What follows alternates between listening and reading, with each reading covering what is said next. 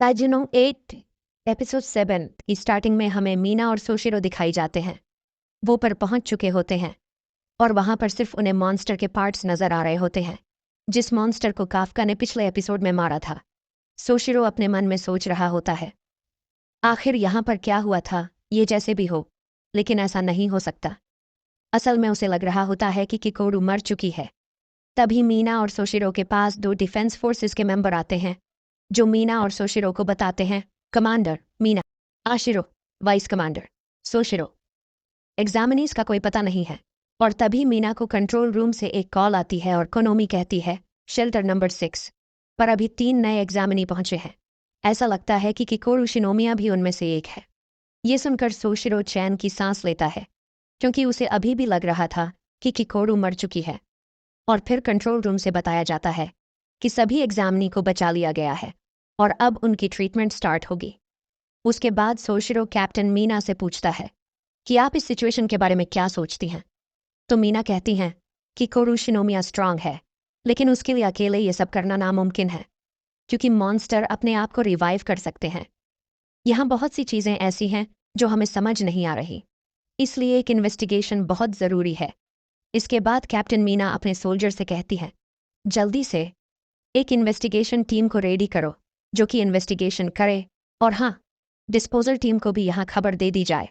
और सोशिरो और मीना दूसरे मॉन्स्टर से लड़ने जा रहे होते हैं, लेकिन सोशिरो अपने मन में सोच रहा होता है कि ये सिचुएशन काफ़ी सिमिलर है जब मॉन्स्टर अपीयर हुआ था। हमने मॉन्स्टर की अननाउन सब्जुगेशन देखी थी दोस्तों। इस टाइम सोशिरो काफका की बात कर रहा है। उसके बाद हमें हॉस्पिटल का फर्स्ट एयर चेंबर रूम दिखाया जाता है, जिसमें इचिकावा काफका से कह रहा होता है, तुम बहुत ही लकी हो, तुम्हें बहुत ही कम इंजरी आई है और तुम बहुत जल्दी ठीक हो जाओगे। लेकिन काफका बहुत ही अनहैप्पी होता है और कहता है, मैं दोबारा से हॉस्पिटल में आ गया। लेनो उसे बताता है कि किकोरू अब ठीक है, क्योंकि उसे डिफेंस क्रॉप की टॉप मेडिकल टीम की तरफ से ट्रीटमेंट मिल रहा है। इस बात पर काफका को बहुत ज़्यादा गुस्सा आता है और कहता है, मुझे भी स्पेशल ट्रीटमेंट चाहिए, आखिर मुझे इस तरह क्यों ट्रीट किया गया है।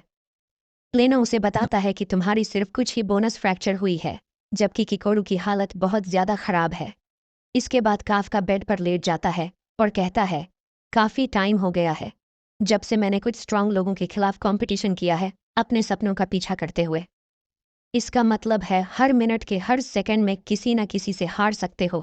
काफका लेनो से कहता है, लेकिन यहाँ ऐसी भी बहुत सी चीज़ें हैं जिससे तुम यह सब भूल जाते हो, और मुझे बस यही याद है, ये तुम ही थे लेनो, जिसने मुझे दोबारा से लड़ने के लिए इनकरेज किया।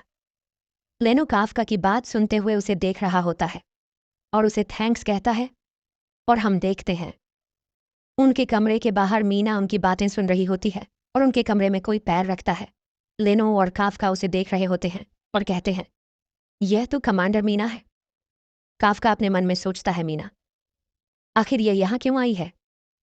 लेनो मीना से पूछ लेता है, कमांडर आप यहाँ क्या कर रहे हो। तो मीना उसे बताती है कि यह तुम दोनों ही थे जिन्होंने किकोरू को इंजर्ड होने से बचाया है। और मीना उन दोनों को सल्यूट करती है और कहती है, मैं तुम्हारा थैंक्स करती हूँ क्योंकि तुमने किकोरू की लाइफ को बचाया है। ये देखकर काफका और लेनो भी हैरान रह जाते हैं, लेकिन मीना वहाँ से चली जाती है। काफका खुद को रोकते हुए कहता है, नहीं अभी नहीं, मैं उससे मैं तब बात करूंगा जब मैं खुद एक डिफेंसिव फोर्सेस मेंबर बन जाऊंगा।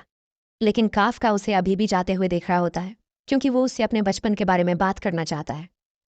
फिर सीन शिफ्ट होता है और हम देखते हैं कोकुबुंजी सिटी टोक्यो, जहाँ से आवाज़ें आ रही होती हैं, और हम देखते हैं कोई रेडियो पर ये बातें सुन रहा होता है और वो कहता है, इस एक्सीडेंट में बहुत से लोगों इंजरी हुई हैं, लेकिन कोई भी डेथ नहीं हुई।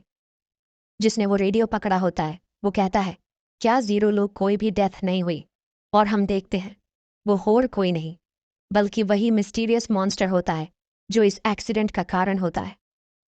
और वो अपने मन में सोच रहा होता है, नहीं नहीं, इतना सब कुछ होने के बाद भी कोई डेथ नहीं, कमांडर इतना मजबूत नहीं है। और हम देखते हैं ये मॉन्स्टर एक टॉयलेट में बैठा होता है और कहता है, कैप्टन इतनी स्ट्रांग नहीं है कि वो सभी डेथ्स को होने से बचा ले। तो फिर ये किसका काम हो सकता है, मुझे पता लगाना होगा। और वो मॉन्स्टर उस कॉल को उठाता है और उस कॉल में से आवाज़ आती है, जल्दी से यहाँ पर आ जाओ, ब्रेक टाइम ओवर हो चुका है। ये मॉन्स्टर इंसानों की आवाज़ में बोलता है, ठीक है, मैं आ रहा हूँ, मैं अपनी कुछ चीज़ें इकट्ठा कर लूँ। और फिर हम देखते हैं वो मॉन्स्टर अपनी बॉडी को बदलने लग जाता है और हम देखते हैं उसकी बॉडी बदलते बदलते एक ह्यूमन की बॉडी में ट्रांसफॉर्म हो जाती है। फिर ये मॉन्स्टर जब बाहर आता है तो एक यूनिफॉर्म पहन लेता है और कहता है ये इंसान कभी कभी कितने अननोइंग हो जाते हैं। और फिर हम देखते हैं वो मॉन्स्टर अपनी ह्यूमन बॉडी में ही इंसानों के पास जा रहा होता है और कहता है सॉरी सॉरी, मेरे पेट में थोड़ा सा दर्द आ गया था।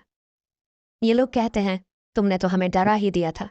और ये लोग काफका के साथ ही होते हैं और ये मॉन्स्टर उन्हीं के बीच खुद मिलकर रह रहा होता है। और ये मॉन्स्टर यहाँ पर सफाई करने का काम करता है। काफका के दो साथी बोलते हैं तुम्हें पता है उस टेस्ट वैनली में एक एक्सीडेंट हुआ है।